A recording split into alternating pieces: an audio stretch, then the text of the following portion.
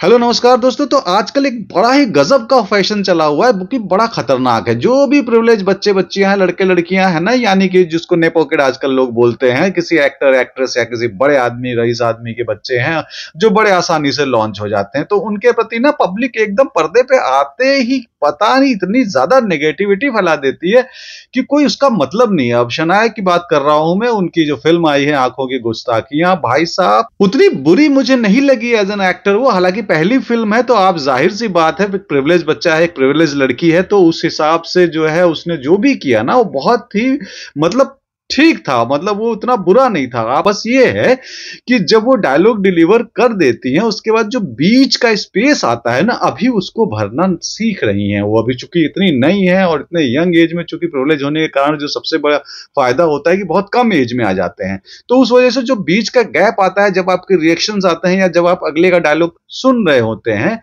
तो आप जो वेट कर रहे होते हैं अपने डायलॉग का ना, वो बीच वही जो जो गैप है वो एक्टर को बना। मेरे हिसाब से भाई मैं तो ये कर रहा हूं कि अच्छा काम है, ठीक ठीक काम कर गई। तो नमस्कार, आपका स्वागत है देखा क्या के एक और नए एपिसोड। तो कहानी की शुरुआत नरेशन से होती है, जिसको विक्रांत कर रहे हैं और ट्रेन के बारे में, ट्रेन की जर्नी के कुछ खूबियां और खासियत बता रहे हैं। वो बड़ा अच्छा है, 4-5 लाइनें जो हैं वो बहुत अच्छी हैं। अब ट्रेन में मिलते हैं ये दोनों एक ही डब्बे में, बस यही दोनों रहते हैं, कूपे टाइप का जीवन है समझ लीजिए।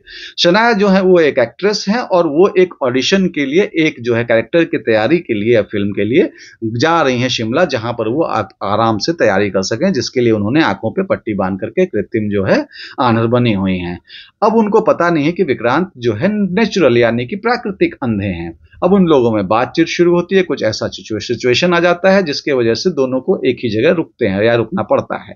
राइटर मजबूर कर देता है स्क्रिप्ट लिख करके तो अब उसके बाद इन दोनों में जो है कुछ कुछ कुछ कुछ कुछ कुछ कुछ कुछ बहुत कुछ हो जाता है, यानी कि लपम झप्पा हो जाता है, लपम झप्पा होना शुरू होता है। उसके बाद ये लोग जो है कहीं पर कुछ जो है एक इवेंट में जाते हैं और वहां से विक्रांत अचानक गायब हो जाते हैं, क्योंकि उनको लगता है गुरु अब तो भांडा फूटने वाला है। चूंकि वो अच्छे थे और कैरेक्टर वाइज भाई हीरो है तो जाहिर सी बात अच्छा होगा, तो वो अपने अपने कुछ प्रॉब्लम, मैं स्पॉइलर नहीं दूंगा इसलिए, कुछ प्रॉब्लम ऐसा बताते हैं स्क्रीन प्ले के हिसाब से, और फिर वहां से गायब हो जाते हैं कि भाई इसको पता चलेगा तो पता नहीं क्या मतलब जो है बुरा लगेगा और मैंने कहीं फायदा उठाया। बहुत सारी चीजें उसमें हैं जिसमें से कि आपको पता चल जाएगा वो जो मैसेज भेजते हैं क्या क्या है, क्यों गए।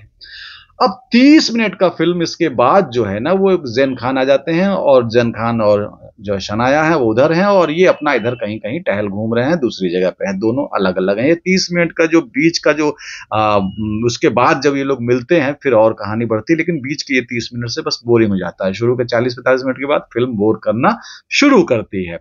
उसके बाद फिर जब फिर वापस मिल जाते हैं तो फिर वही बकलोली शुरू हो जाती है कि नहीं नहीं आप तो जानते नहीं है, नाम अचानक बदल जाता है। जो नाम इन्होंने बताया होता है जहान, वो जहान उनका नाम नहीं है। अब पता चला कि कबीर नाम है भाई साहब।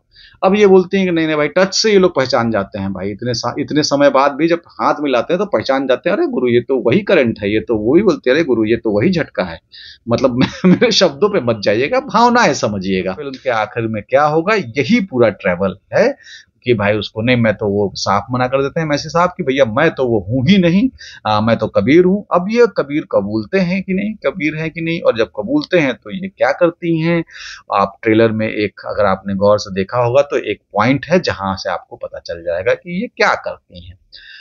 अब भाई साहब फिल्म इस बोझ को लेकर के आखिर तक पहुंचती है। कुल मिलाकर के शुरू के 40 मिनट जितने अच्छे बनाया गया है, उसके बाद का जो 2-2.25 घंटे की फिल्म है ये, वो उतना ही बुरा झेलाया गया है, मतलब उसका 10 टाइम्स बुरा है। तो कुल मिलाकर के ये फिल्म को आप अगर अच्छे शब्दों में कहें तो बोरिंग कह सकते हैं। शुरुआत के 40 मिनट देख करके आगे अगर निकल जाए तो भी अच्छा है। कुल मिलाकर के भाई साहब यही था मेरा रिव्यू।